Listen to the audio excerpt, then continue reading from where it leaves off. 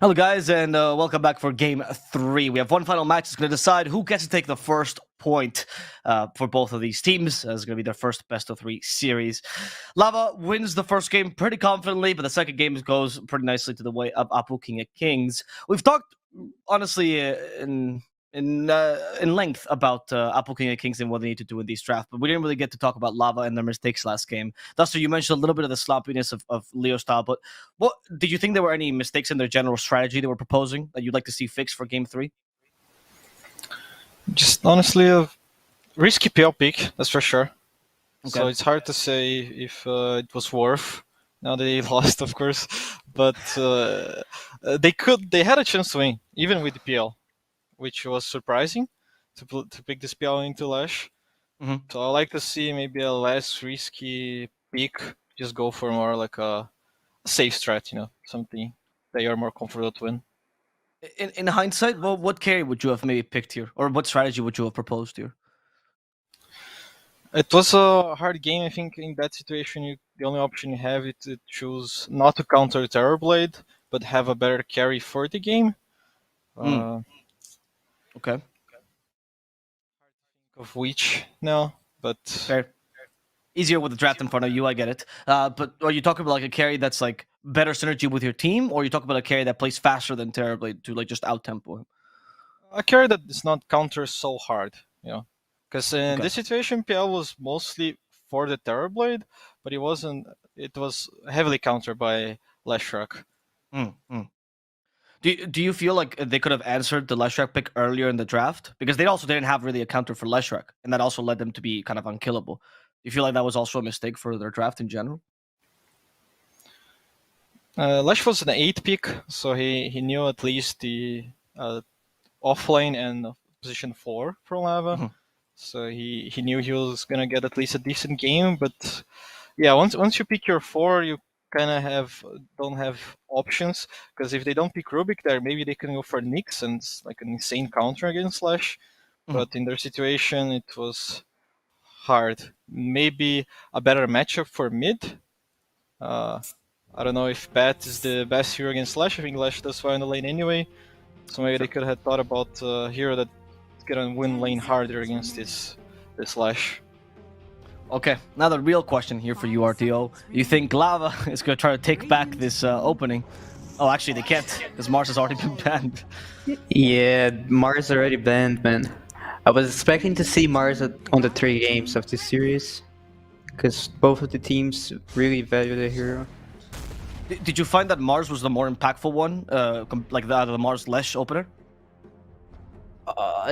Yes, because it's a solid lane plus good team fight plus vision, front line. Gives a lot of stuff in one hero.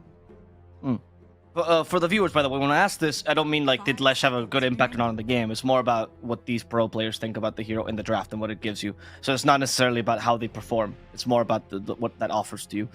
As Apple King of Kings, they go for the Sanking and Hoodwink. You guys both know Mini, so Duster, do you think it's going to be a Mini Sanking here? Could be. He actually likes to play the 0 in the mid, so yeah. It's a nice flex pick for them. I'm surprised to see the Hoodwink. That's such a big change of draft, all 3 games. Yeah, it's very true, actually. Do you like the Hoodwink right now? It's decent. It's a very good support lane, and he offers a lot of kill potential. So if you want to pair with Sand King, that's a very strong lane already. RTO, do you like starting the drafts with these kind of combos? Yesterday we saw a bit of Sanking Mirana, like these just really easy off-lane hunting squads. Do you think that makes the game overall easier to play? Yeah, I like it because of what you said, and also because it's a solid lane. Like, their second pick, they're gonna get countered, but they already picked their lane, and it's a solid lane. And if they counter it too hard with like an Intimage or something, they can always flex the Sin King to mid. Right, it's true. And it is when you have these kind of kill combos, do you want to go like the Lava route they did right now, where you go tanky heroes that are harder to kill, or is that not worth it with the amount of damage Hoodwink and Sanking provide? For me, the best answer to these kill combos are saves. Like, it can be an Oracle with a W or ulti, it can also be a Shadow Demon with Disruption, and also his ulti to counter-initiate the Sand King when he jumps. I like that. We actually saw that against Hokori, right? Hokori was the one that played. Yep. I know Duster would love to see a Shadow Demon here. I would love to see it 4 personally. You think that's still possible for Lava? Yeah, in theory, you can still pick. It's just a weird support duo, I guess. Right, yeah, Ogre Shadow Demon, maybe not the most common. I mean, we haven't seen any Shadow Demon 4 though. I was pretty certain people were going to start picking that because of the Ags and the Shard. Why do you think that it's always been run as 5 in this league, Duster? People in South America really likes these hunting duels, and Shadow Demon is more of a safe position 4, you know, more like a passive hero. Yeah, and doesn't really fit most of SA players. Hey, can you explain to me why the hunting duo is so valued in SA? Like, can you explain to me the mentality a little bit? Just the brawler mentality, you know, man. We always have to play NA pubs, and they're always full of kills. So if you don't have heroes that get kills, you're pretty much gonna lose the game very fast. Interesting. Okay. Do you feel like that also gives you always an into the game? Like if you have a killer squad, it's always like you're never completely lost in the game, even if you lose the lanes. Yeah, and it's much easier to play. Like you have a simple plan, you know, kill heroes with your combo. Right. RDO, you always talk about valuing simplicity in a draft. To what extent should players consider that when drafting? I don't know. It's more from team to team. There are teams that play more complex drafts, and there are teams that value the simplicity. For this series, I think both teams play both, so it's kind of a I don't know how to explain, but Lava plays a lot of stuff. They sometimes get lost in their drafts, and Apple Kings sometimes tries the carry with a position 2 hero, which is kind of harder to execute, like the game 1 we watched. And when they go to game 2, they pick more of a simple draft, and it's way easier for them. And there's the Shadow Demon, guys. Okay. The Lava, to prove the RDO's point, they'll play anything. They'll go away from their style. They'll go for the Shadow Demon 4, go away from South American style. Do you guys like this, the Shadow Demon Beastmaster? Is it a strong continuation to their draft? I like the Shadow Demon for sure. Beastmaster, not really sold on it yet. I prefer Beastmasters when you pick on 18 or 8. Here he picked on the 17 and he got countered by Gyrocopter, so he's gonna have like a tough lane already. So right now, does Apple have the hold of the draft per se? Are they proposing something stronger here? Excuse me? So does Apple have the hold of it? Like, is Apple still in control of this draft right now? They're still proposing something stronger, or do they still have to answer this tiny pick? No, I think they're on a good path. Like they have a strong carry already that's gonna lane well. They have this combo with Hoodwink and Sand King, and they are keeping the flex by picking this Abaddon, so they can still last pick any mid hero or offlane hero they want. Okay. What heroes could you be? What heroes could you be seeing here for Lava as their last pick, RDO? They're probably lacking mid hero. I would like is White Spirit banned? It's not banned. No. I think White Spirit's a good hero in here. Like, they have good supports to help with Rune, deals a lot of damage, it has the save from Shadow Demon, and it's good to play 2 lanes, which is the case of the Beastmaster. Right, can you explain that? Sorry, can you elaborate for the viewers what you mean with that? Sure. When you play Beastmaster, you usually want to play mid and the enemy jungle, because you have the Hawk vision, and you always poke tier 2s with Dominator and your aura. And there are drafts when you have like scaling cars, you play 3 lanes, so you farm more, you just push waves, and you hit timings, like BKB timings. You just play passive until you get BKBs or other items, and then you go for objectives like towers or Roche. You play more like a passive way. Lovely, thank you for being on this panel, RDO. Just wanted to recognize your intelligence here. So For Lava's lineup, as you said, you like the potential Void Spirit, but is there a concern? Because I've seen this before. Sanking destroys that matchup, doesn't he? I've seen many like trash Void Spirits mid. I have no idea about mid matchups, man. If Fair you enough. say that Sin King destroys it, I trust you. But I've never seen a Void Spirit against Sin King mid. But I just thought of Void Spirit in the game, not really on draft, because Void Spirit enough. also gets the eggs timing, and like 3 heroes don't play the game when they're silenced. Like Hoodwink, Sin King, and Abaddon cannot do anything on team fights when they're silenced.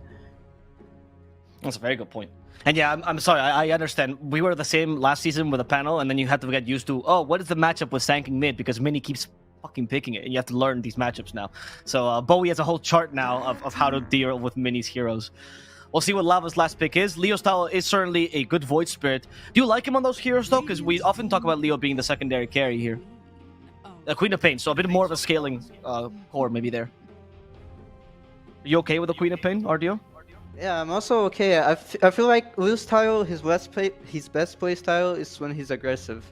He's very good at like winning lanes and playing aggressive at enemy side of map, which is why I like the Beastmaster on his team, because it like enables him, you know. Yep.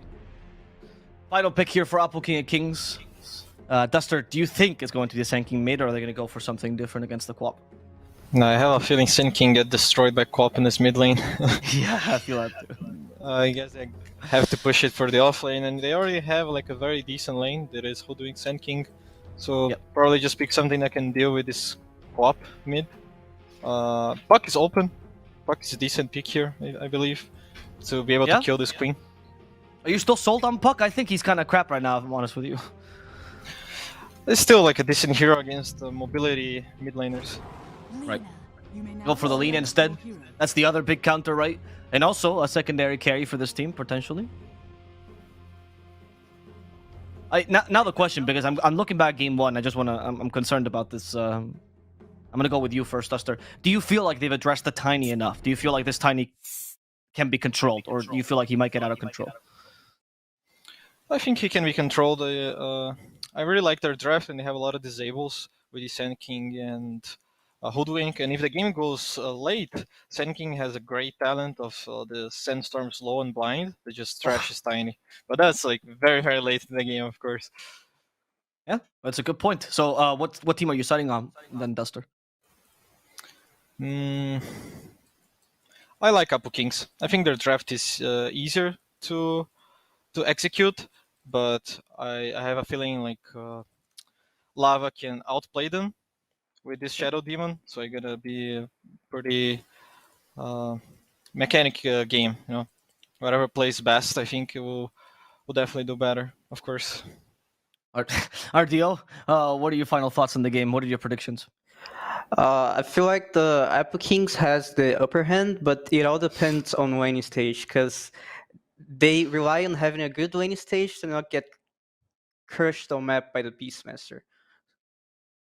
Okay. Well, my panel has gone the way of Apple King of Kings once again. Mini watching the broadcast is sweating.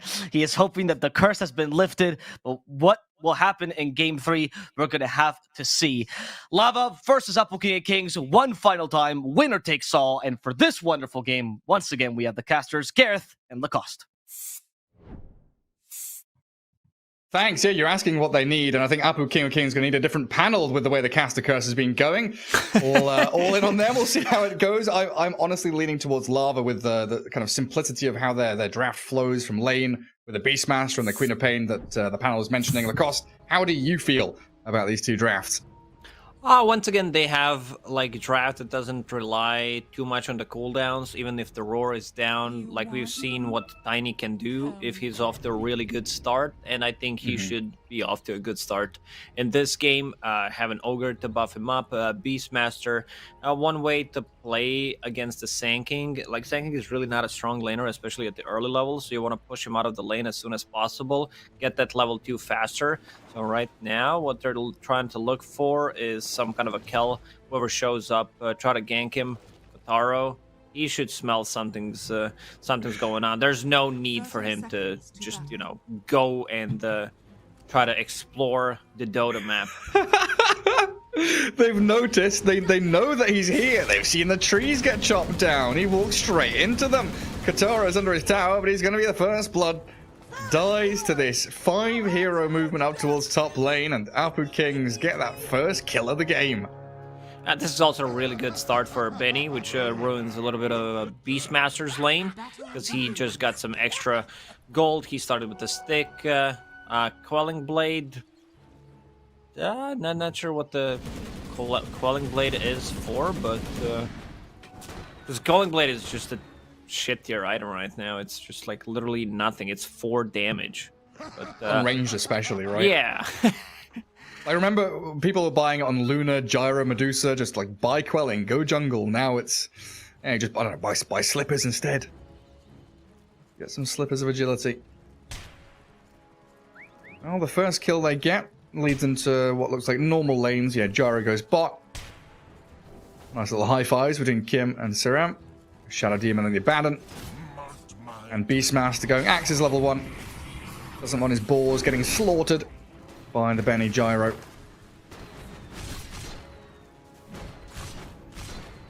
I'm going to go for a wave pull. So Kim here going to block at least a small camp. I guess he keeps large camp open. No, the Abaddon says absolutely not. The fourth lane now created in that bottom jungle. Yeah, Kim's starting with the boots of speed, which means that he wants to drag the creep wave, and like he can't get harassed in this lane. He can easily keep the distance against Gyro because he's like half range, and also against Abba. So that's gonna be good. Not having Shadow Poison level 1. Shadow Poison is not dispellable anymore, so playing into Abba is much better than it was before. When I say now, it's been like that for a while, but still we don't see this matchup too often. Yeah, and then up in that top lane, Ogre doing Ogre things, just standing 1v2, tanking through a couple of spells here and there, while Tiny continues free farming away at 6 and 3, top of the CS board. This is exactly what they do, and Tiny is probably one of the better heroes to do so, because he has the tree grab, has that splash, and then he naturally pushes the wave, which means that Sanking can't get close. And Ogre doing a very good job just by zoning them out, using Ignite. The Hoodwink at the early levels doesn't really provide much damage, especially against Ogre, who has 7 armor. Another double Ignite. Well, they're having a go at bottom lane, it looks like. Oh, the boots on Shadow Demon, gonna make sure he's fine. But yeah, important to note also, Ogre didn't block that large camp. Very often as a position 5, it's kind of autopilot to block the enemy large camp, make sure they can't get pulls, but the fact that, like you mentioned, Tiny is shoving that wave, he's naturally pressing forward, they want that large camp to pull back themselves. Yeah, let's see if he gets the pull off. Siren with that shield on him. Running back into the Shadow Demon now as Benny goes for the flat cannon, but yeah, no kills coming. Just return and salve. And did he pull? Did Ogre succeed? Oh, he did. Even playing forward onto the Sand King now. Avalanche toss. Is he going to toss up the Sand King to get the kill on him? And goes Dunya. Sand King does have a lot of bad matchups. Anything that pushes out the wave. Anti-Mage probably one of the better ones, if not the best hero you can have against him, because he doesn't have a game. He needs to play different, try to creep skip, manipulate the creep waves, make some stacks in the jungle. Because this is not working out. Tiny, is he bringing... yeah, I like that. Also, Ogre bringing 2 enchanted mangoes, but just going for the straight power treads, having the boots of speed to be able to close the gap and just keep harassing them. Because this Hoodwink, as he said, she doesn't really bring much to the lane. Look at how aggressive they are. Yeah, they just press forward, right? Yeah, I stun the Ogre, what up? And Katyu is doing a very good job at forcing Sanking to use the Sandstorm when lane is not connecting with the creep wave. Do they have the mana for this? No avalanche from the Tiny. Just toss back the Sand King, but it's irritation every step of the way. Now the Ignite. And maybe another go here onto Dunya. They know he's got 10 stick charges and a Burrow Strike, so he should be okay to back away. But yeah, Tango up, and then what? His lane is all but over.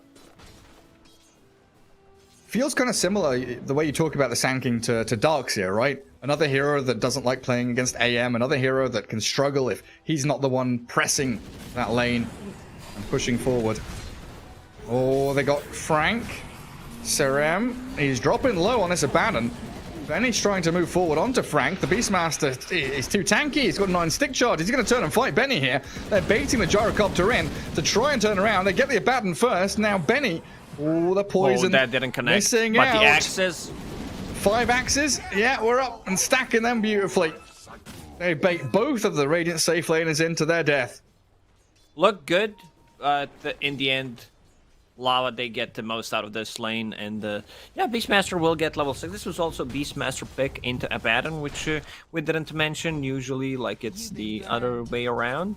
So they need to be, like, they have ways of controlling Abaddon with, like, a potential, like, toss back, disruption, and then go for, like, a different hero. And also to talk about the mid lane, one of the reasons why they picked Lina. Lina does really naturally well against Queen of Pain. She hits level 6 faster.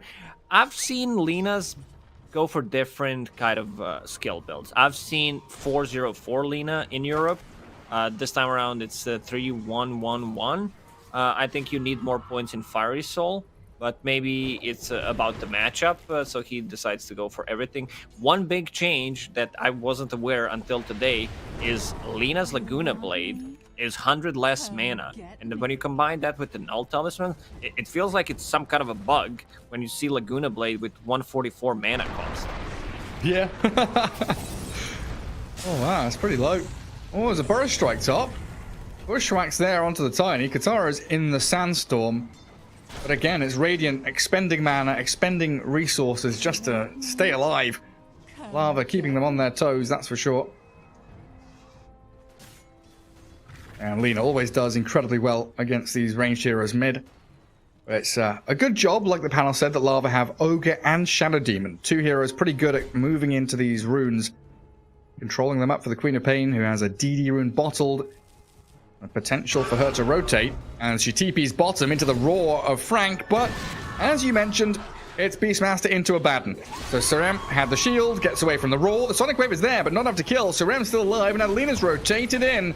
Benny, he's on the run back as the Abaddon does drop, and the DD rune from Quap allows her to jump forward onto Minnie, who throws Laguna Blade, but doesn't get a kill.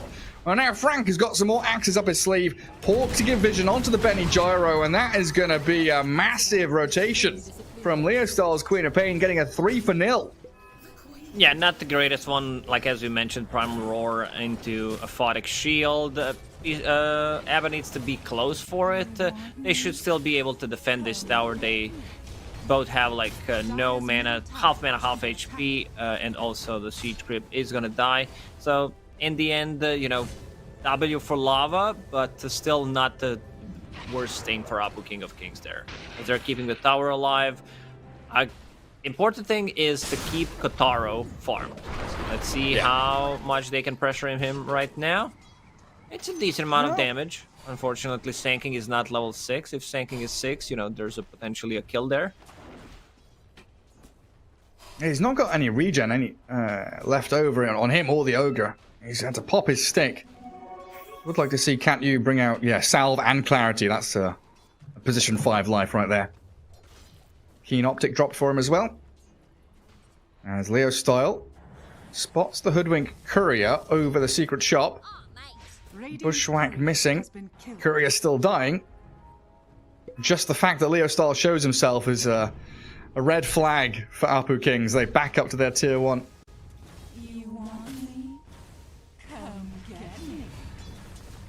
So Gyro just ditching that bottom lane now. That's going to allow Beastmaster to take the tower. Abaddon trying to leech XP for level 6. It's not going to be as easy to take the tower. You have no Inner Beast, but yeah. If Abba is still level 5, one thing you can do is roar him instead. Because he went for like more mana-oriented build in the lane, which is okay, considering that Shadow Demon like rushed Arcane Boots. He started with the Boots of Speed as well, so this is where the mana is gonna come from. Deep Observer Ward plays down, should get devoted. They also have the Hawk, so after the tier 1 tower falls, they should be able to invade the jungle and put some more pressure out on Benny. And Kim, just straight up blasted by that Lina. Under the Radiant Vision. So at least some information there for the Shadow Demon to know that they saw him coming. And Tiny now going to make his way into the jungle with Echo Saber complete and coming out on the courier. His farm rate accelerates tremendously. Oh, Leo style. Blinks in aggressively. No, Arcane 0-4-4 Rune bottom, he's gonna build. be able to get it. Yeah, so like even the Shadow Demon is gonna refill the bottle. Arcane Rune, the 4 points in Blink, which I like, especially against matchup against Lina. You're not getting close to her. They just smoked. Abba is level 6 and already has a point in borrowed time. He was not risking anything. They want to proc it. Yeah, trying to get it used up. Leo Star doesn't want to go diving too deep, though. They've got vision just behind this Gyro Abaddon. But they don't know where the Sanking is. They don't know what he's up to. So just try and pressure them out of that jungle. And also, Apu King's TPing top. The key hero, that Tiny, who was free farming, has now been found down to half HP, but tanky beast. Hoodwink gonna launch out a projectile towards him as Mini keeps the spell damage coming, but now Avalanche toss. Oh, he doesn't have Avalanche. He's got a tree toss to chuck it at the Lina as Leo style. Sonic Wave and Scream, not enough damage to get the kill, but he's still going to drop here surely to a Blink Scream to finish him off. Leo style nearly gets the double. The shield and the heal from Sirem keeps the Hoodwink alive for a second longer. Oh, Leo is playing so aggressively, basically 1v3ing in that situation. And Frank has got a kill on the Sanking bottom lane, helped out by the Shadow Demon. Yeah, I mean, Queen of Pain with Arcane Rune at 4 points in Blink and do whatever the hell she was. Once in the team fight, she blinked like 5 times. And yeah, bottom lane, Frank is having a really good time on this Beastmaster. Discipline, guys. Managed to take down the tower. He's level 10, 11 minutes in, which is pretty impressive. SK bug. Seems like there's a lot of bugs happening lately. Need that spring cleaning as soon as possible. We absolutely do. So the panel was talking about when you have a Beastmaster kind of playing on 2 lanes. We haven't seen that yet, but is it time now for Tiny to think about Triangle, playing bot jungle, and playing from mid to bot with the Beastmaster? They still have tier 1 tower on the top lane. They have 1 observer board scouting things out. And we have seen, like, Katya doing a very good job in terms of, like, breaking the smoke. So his, I don't know if you can see I can't draw on a minimap, but... like this entrance where he is right now on Tiny, this is where like Ogre stands and breaks the smoke pretty much because it can break from both sides while Tiny is farming. There's a couple of stacks in the triangle, a couple of ancient stacks. Tiny will need to have like full HP to be able to get it, but he will definitely go there and farm that in the next minute or so. Yeah, that's what I was kind of wondering, if it was his time to transition away from that top lane. Get down into that triangle. But yeah, tier 1, like you said, Ogre's positioning. Their tier 1 tower, 11 minutes them. in, is full HP on the top lane. Yeah. Because they have no tower damage. They need to play with the catapult. Well, no catapults coming, and of course, Sanking. He started playing bottom lane to try and slow down Frank a bit, weather the storm of the Beastmaster's push. Those are some nice little emotes. Cool art style on them. Look at that. Rock'em sock'em. There's so much What do you feel about this stuff. Benny build? There's so much stuff in Dota right now that, it sprays so many voice lines. Benny's build, this is pretty standard, I would say. Just having a Crystallis to be able to speed up the farm. But he does have Blade of Alacrity queued up. Usually, That's what I was wondering about. you go for BKB because you still want to fight with the team. Jaro, one of the earlier carries that joined the fights. Maybe he doesn't feel BKB is needed this time around, so maybe he just decides to go for Ags because there's 1, 2, 3 abilities that go through magic immunity. So like BKB is not gonna get the money worth, especially with having Abba to purge off the primal roar. So I guess that's why I definitely wouldn't also get a BKB earlier here. They just rely on that Abaddon to keep you healed and saved and all that good stuff.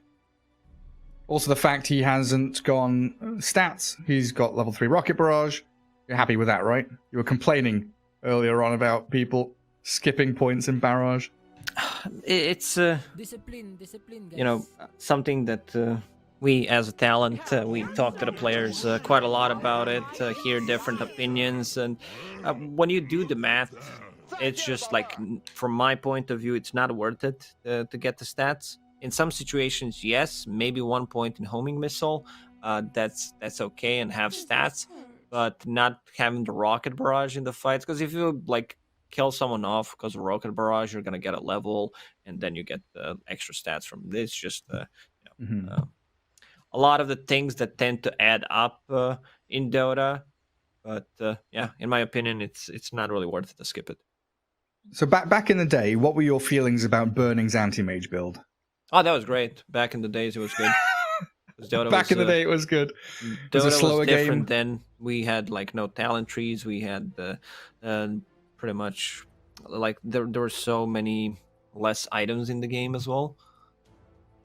There's less everything, and the game has developed so much. More just shops. in the More just in the shops. past 2-3 years. We had side shop, Gary. 2 of them. Oh, we did as well, yeah. I remember saving up money, buying my first ring of health from one of those side shops, coming out to lane and buying it. You could buy treads from side shop at one point, couldn't you? Yes, you could buy Yeah. face boots even. I like vividly remember playing Tiny in Dota 1 and like rushing treads to buy them from the side shop. That was good stuff. My Red Bull's kicking in. Shadow Demon's ready to go. He's I've got a ready good, to press that F9. I can feel the finger, you know. they Some they could replays? lose some momentum, you know, but just not playing the game. You lose the track of timings because of the pause. Here we're gonna see the rotation from the Leo style. That was so good. Yeah. Yeah, picking up 2 core kills. Benny and Minnie dying. And this is what, the Beastmaster just roaring the Abaddon to death, pretty much? Yeah. That's what Beastmaster's best at. Holding on in that bottom lane, not moving, and keeping that pressure up. Forcing your opponents to spend some resources, spend some heroes to defend your objectives. It looks like, yeah, Tiny's making the line saying, hey, I'm going to go Fountain, refill up, go Triangle, clear the camps. And the rest of you boys can do whatever you want, because I'm going to be hitting creeps. He does not want to join a fight for the next 4 or 5 minutes. He wants to be able to, like, you can only farm so much. Like, you, at one point, I don't think you can have, I'm not sure if that's even possible, unless you have, like, 3 kills in the lane and have, like, multiple stacks to have Echo Saber, Shard, and the Shadow Blade 15 minutes in. But you want to buy a Shard before the Shadow Blade, because it increases your farm. You can farm the Ancients much easier, and then go for back to Shadow Blade, go back to BKB, and just continue fighting with the team. So what the timing Kotaro is looking for to join is like between 16 and 18 minutes play with the team, but if the fight comes next to him, he'll gladly take it. Yeah. Discipline. Another pause? Now looked like Abba everyone has was a ready to... keyboard bug. Just kidding, he doesn't. He's only got one hotkey that's important right now. Aphotic Shield. Oh. Wait, how did you know? Gary, I've been playing this game for almost 18 years. I do know a lot of stuff. Just kidding, I don't know. Having a keyboard issue, some keyboard bug. Not sure if it's Dota related. Seems like it's not. It really sounds like Shadow Shadow Demon really wants to get this game going. Yeah, go on, Mini. Talk straight back at him. We get some behind the scenes. Who is working where? Who has a lot of money? Who has a spare keyboard potentially? What? I have legit no idea what half of these things people are saying. All chat in the South American games. It's wild sometimes. It seems like they're having fun. Entertaining themselves in this brief downtime. I'm still curious to see what Benny buys. Blade of Alacrity can't be it. Most likely Do gonna be something that bigger. Aghanim Scepter. just to have more damage output, because they do need damage. Sanking's Blink Dagger is, oh my god, Miles away. Miles away, man. I don't think we can even mention a Blink Dagger considering how much gold he has at this point. Yeah, that's Taro rough. heard it. He heard the joke. There we go. What's he got? He's got double bracer, brown boots, small items. Too I- many like- small items considering that the lane didn't go well. I think in that scenario you need to like say enough, because if you buy all these small items, that means you're playing for the lane. And Apple King And his says build as 2 well, minutes right? left. Yeah. Max Sandstorm with small items is like, I am playing lane and I'm doubling down on playing lane. Like, maybe he could go and clear some stacks, but I guess Triangle has a stack for him, but you want that to be going to Gyro. For sure. Most definitely. He needs to find a way to get farm. It's not going to be easy. I think they will need to use Lina. Alina and Hoodwink will need to play with Sanking to be able to get him back into the game.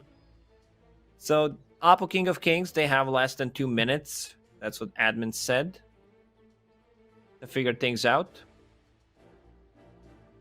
If he doesn't find a keyboard, mouse gaming it is. Oh, goodness. Or a controller. Maybe he has PS5 controller. Try to play with Maybe it. he has a Steam controller. Maybe he has a Steam Deck already. Just play Have you tried only playing Steam with the Deck. controller? I haven't yet.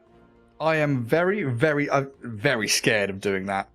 I think the only thing I would manage to do successfully is open scoreboard and mute people, since they added those the mute buttons.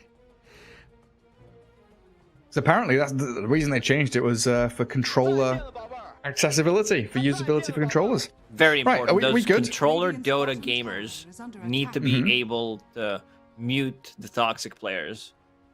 It is imperative that they have that option. Okay, Abaddon's ulti.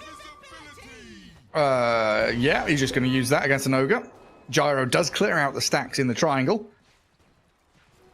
And it's a bit of a game here of both teams finding their headspace again. Like you said, it can be difficult to get back on track and into the rhythm of the game once you have an extended pause, then a resume, then a pause again.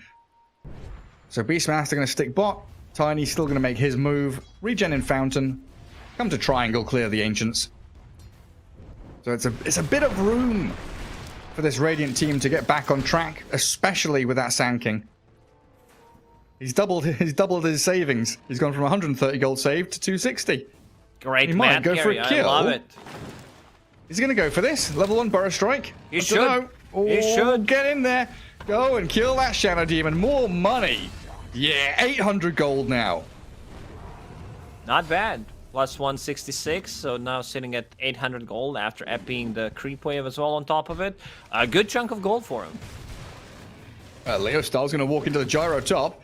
Wildwing Tornado pushes the Gyro across, and they, unfortunately, are unable to lock down Leo, who blinks away. So yeah, Sand King back in the game somewhat. Dire's middle tower is under attack. It's also interesting to me here that Leo Style, it's felt like he's had such an active, dynamic play in this game, and he's sat behind the Lina in net worth. Pretty poor compared to the Tiny, but I guess it's just the fact that Tiny has farmed so quickly through Ancients, and he's the one miles ahead. Yeah, he's been very active, so that means, you know, if he's not getting the last hits, that he's not getting that much farm as well.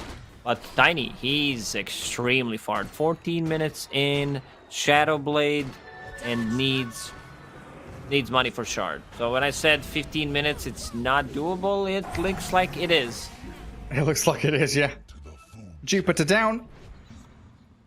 Hoodwink getting caught out by that Quap Beastmaster. And Frank has now made mid his home, as they want that tier 1 tower there. Saran will try and battle with the waves and the creeps that are brought by Frank. Shadow Demon disrupting himself, it looks like, try and get rid of the sentry ward. Well, I absolutely cannot believe this Tiny, man. Ooh, Lina, can he get a stun off? He wanted the combo. He wanted if he doesn't hit from Shadow Blade, he doesn't get the kill anyway, because Toss is only level 1. So can't blame him for not trying to go for it. So you wanted to hit, then combo. Yes. Radiant's middle And tower get the is kill. under attack. It also means that he's allowed Lina to TP top, so the rest of this Dart team just gather around that mid tower, knowing that Lina's not available. Try and take advantage of that extra hero you have in that mid lane, and they'll spot the Abaddon, force the borrowed time. Dire's bottom tower. Could have go for the Keep back pushing toss on Abba to keep him in place.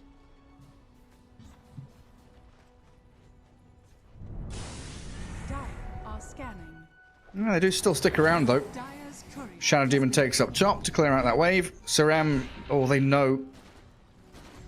I know he doesn't have borrowed time, and they know that he's just placed a couple of wards down there. Look at that tiny damage, man.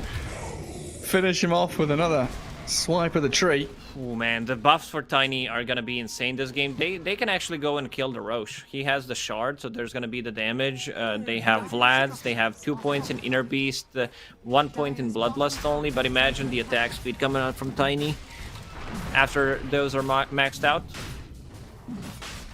Yeah, what is it? 16 minutes, Shadowblade Echo treads Shard. 9,000 net worth on Kataro. They are going to have to contend with a smoke from Apu, King of Kings, though. How do they start this? With a blink from Sand King, he's got his item. Dunya wants to start a fight, but up to the high ground, into the Ogre, into the Tiny, and into that damage from the Sonic Wave. The Queen of Pain kills the Sand King before he can get a blink off, and now the Roar on Gyro. Tossing across the Abaddon into him. Benny throws the call down, but it's all over. Kataro dominating on a double kill streak. 3 heroes down on Apu, King of Kings, and back into Roche we go. This game is falling apart very quickly. The support duo, we haven't seen too much from both Hoodwink and Abba. He's there existing, trying to survive as much as he can, heal up the allies, but it's just not happening. They're very limited in terms of the amount of damage they can do. This delayed Blink Dagger on Sanking kind of cost them a lot. And Minnie's going to die top lane, it looks like. Gets found by Leo Starr and Katyu. He was hiding away behind this tier 1 tower top. But it was meant to be the ganking trio, right? The Hoodwink, Sanking, Alina. It felt like from the draft, they were meant to be smoking around and causing chaos. Making plays, getting kills left and right. And if you don't get those kills, your entire game plan just comes tumbling down. Abaddon trying to go for a D-ward. But a block. The Observer, but now he's stuck because those illusions have kept him in place. And he stuns the Avalanche. Ooh, Dire's bottom tower is under Could have used that doesn't land earlier. in time. A little Yeah, bit. Maybe the ping was the issue. I feel it's very hard to itemize considering what they're playing into Dire's on side of bottom Apu, King tower of is Kings. under attack. You're playing into Beastmaster, Shadow Demon, like 2 BKB piercing abilities, and also Queen of Pain pushback from Sonic Wave. Hoodwink getting caught. Yeah. Attempts TP. Too much magic damage. And that's the thing, like you kind of want a BKB against Tiny combo, against Queen of Pain's Scream and magic damage from Shadow Demon, but then they've got pure damage, they've got BKB piercing with Roar. You want a Lincoln Sphere, but it's an expensive item to try and pick up as a first one. You need damage to get through this Tiny who has so much HP and armor. And Kataro, speaking of Tiny, yeah, runs straight back into them. Borrowed time going to use defensively once more, and there's the toss back you've been waiting for. Back into the arms of Ogre. Nothing but love and hugs and cuddles Tower is under attack. and death. Pretty much Mini. Yeah, this Okay, is the big question mark. I think that's the sign of a player who has all but given up on this game. It's like, what can we do? I can cut waves and push. That's the final answer to the final question on your exam. It's not looking good. They have very mobile heroes. They have Hawk that can scout things out, Shadow Demon with the lens and almost a full Blink Dagger, so he can easily rotate TP. You have Tiny with the Shadow Blade. Queen of Pain doesn't have anything to stop the TP with because she has Kaya and Sanj, but also one of the heroes that can easily close the gap. Tower is under attack. Right now, the farming space for Apu, King of Kings is pretty much whatever comes to their tier 3 towers or close to the tier 2s.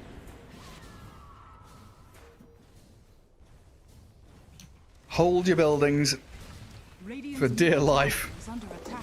Just stand there, wait. Maybe you get this epicenter blink. Maybe your Sanking and the Hoodwink and pair up with this Lina Okay, I want to see the attack speed on Tiny. on Tiny. Unfortunately, Bloodlust level 1. Inner Beast maxed out on top of the Solar Crest. Yeah, they really are trying to mount a defense to this bottom tower. But the Hawk sees pretty much everything, and Benny just gets obliterated by the Tiny. Jeez Louise, Abaddon's forced to use his ulti very early on. The fight hasn't actually started. It's just pick off into pick off. And Alpha King of Kings really have fallen apart now. Dunya hiding in the trees. They know exactly where he is. Burrow strike off to the right to dodge the avalanche. Leo style gets leapfrogged there and jumped over, and there's no more stuns to catch the Sand King. So they lose 2 heroes. Tower will fall immediately after. Need that 3. Let's go. Should continue for the high ground. Still minute and 30 seconds left on that Aegis. That they have a really good timing. Ancient Black Dragon as well. On top of that, Sand King, one of the better heroes to defend the towers with. They need a sentry. They need some kind of vision. Maybe they can even easily ignore it. Look at the damage from Tiny. Yeah, it's insane. It's been a while since I've cast a game with the potential for a meme number to come out, but we're 2 kills away. Maybe that's what Apu King of Kings are waiting for. One last fight, a couple of kills. Or Apu King of Kings can smoke, get a kill. Get 1 kill? Do the meme and call GG. That's true, yeah. I don't know which number you were talking about. Probably Lava getting 2 more kills, right? I said 2 more kills, yeah. Yeah. You're talking about the other number. Yeah, the other cool number. CI grip. That's pretty calm and casual from Lava. Aegis for 30 seconds means I don't want to go and hastily commit to anything. Just get this Tiny some record-breaking net worth and GPM. 14,000 617. Yeah. At 22 minutes. That's Pretty nasty stuff. It really is. Is there like any big item coming out on side of Apu King of Kings that can change things? Ags on Gyro, but it's not really, you know, considering that he only has Crystallis at this moment, I wouldn't say so. What Lava can do is like farm up the whole map. They know something is up. They know they're smoked because no one is defending this bottom tower. It's being pinged out. Now Lina finally shows. Yeah, it's like Ags on Gyro isn't a fight-winning or a game-changing item. It's a kind of a transitional item. It's like, I want Ags into BKB, into Rapier this game. And Ogre just very freely keeping that mid lane pushed so Beastmaster can keep on knocking at the door of bottom tier 3. And they did have that deep dive vision on the kind of southern side of the Radiant Triangle. Hidden away, so Sarem not going to get the D ward. And in come Lava. Hello, Abaddon. Silent stop, forced to TP. Immediately banished while Benny... Oh, that's a double damage Tiny, is it? Oh, yeah. 700 plus damage, 2 hits, an avalanche. Oh, come on. Throw the tree at him. There we go. Oh, not a good sign. Jupiter dead mid. Throwing out his sharpshooter as he was falling. And Dunya's Sand King, well, he's up top. They are scrambling, desperately trying to find space on the map, but it's all gone. It feels like we didn't see Apu King of Kings make any kind of move in this game. Double damage, Tiny. Unfortunately, DD has expired, but the barracks are gonna be destroyed anyway. Who did the panel side with? Apu I think King of Apu, Kings, right? I think Apu, yeah. Cursed by the panel. Man, these guys are good. We need those guys, you know, on the bigger stage, you know, at the major to curse some of the other teams. Kyle has some competition right there. I was going to say, Kyle's going to start his own talent esports agency. Just the cursed agency. Bring everyone who can roll those dice. Get the coin flips the wrong way around. Well, in the blink of an eye, 2 lanes of barracks have disappeared. Bottom lane, the one that's been chipped away at by the Beastmaster for the past 10 minutes, still standing somehow. And And there is the potential for Apu King of Kings to have another holdout team fight. Maybe if they can bait with this hoodwink decoy. No one's falling for it. It's a better one. This was probably the worst shard upgrade in the game, but it got buffed a little bit, so now it's actually okay. That was Yeah, creating the little bushwhack is pretty nice. Radiant's Oh man, Tiny, alright. Calm down. He's got 229 attack speed right now with that Bloodlust and Inner Beast. Raw, taken out by the shield. Sharpshooter on the Ogre, just tickling and chipping away, but now they know they can go in onto Benny with a BKB of Tiny, wailing away at the gyro, finishes him off quite simply.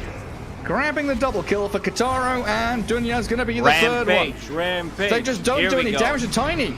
He's got 34 armor. He's got a rampage, and GG is called. Radiant's bottom Go on, get another one. Sand King, walk out your fountain. Come at this man. 4-28. What an absolute stomp.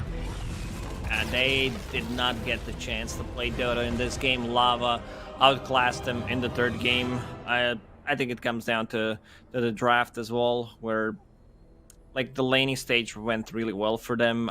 Maybe Lina needed to be a bit more active, I would say, because Abaddon is pretty passive. Gyrocopter was pushed out of the lane early on, and I like the Beastmaster that he didn't get the Inner Beast. He decided to go for the Axis build with the Boar, which is mana consuming, but him and Shadow Demon did really a good job at the bottom lane, like forcing out the Gyro, taking the tower early on, and then continuing to put out the pressure out on the map, finding Gyro, and not allowing him to farm where he wants. And Kataro on a Tiny, like they set him up for a really good game. Sanking, I think, also was one of the issues, not being able to get anything out of the lane. Top lane was played extremely well, pushing him out early on, as I said, and then like getting some kills on top of that. Just some really good stuff from Lava. Yeah, very well done by Lava. Like you mentioned, the Sand King, the fact that also Mini's first rotation came after the Leo style one, and him and Gyro both died bottom lane, right? So you don't have that Sand King, Hoodwink, Lina trio that was meant to go around and hunt for kills. It just never happened. But there we go. The panel curse continues. We'll chuck it back to Arvo and the boys and break down that series a little more. Yes, indeed. The panel is so cursed that RTO has become a mass of darkness because he has absolutely destroyed Apple King of King's chances. So we're gonna start with you, Mr. Duster. What happened that game? I asked you specifically, my dude, if the Tiny was gonna get out of control, and you guys know they have enough. Why did he get out of control, Duster? Explain it to me. Honestly, the laning phase for Apple Kings was just so bad. I don't know what happened on this Okay. Sand King Hoodwink lane. I feel like this duo should do better.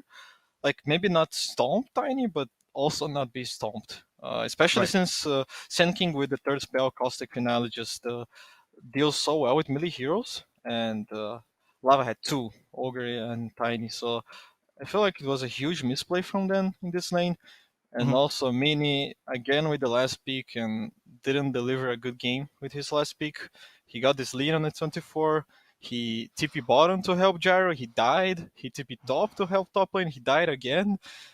He threw his game on trash, pretty much. And Right. just ruined. Like, as Lacoste said, they didn't get to play Dota. So my question is, when you see these lanes being trashed, for example, in a matchup that you think is going to do well, do you question your own idea of the matchup, or do you have specific plays that you would like to point out that you think were misplayed in the lanes, especially for the Sanking lane?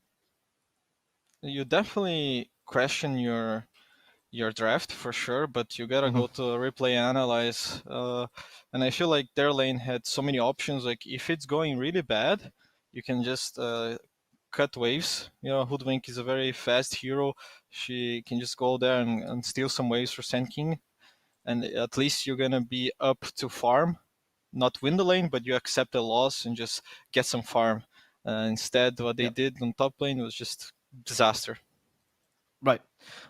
When you have these situations as well, does like if you screw up, let's say the lanes twice, right? Because that happened in the first game of the series as well.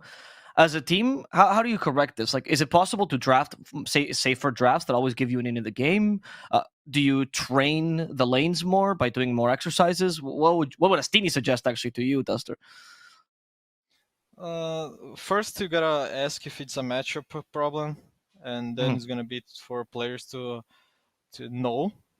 Okay. And I think Dunya, he's actually new to the offlane. He played most of his career as a position 4. Yes.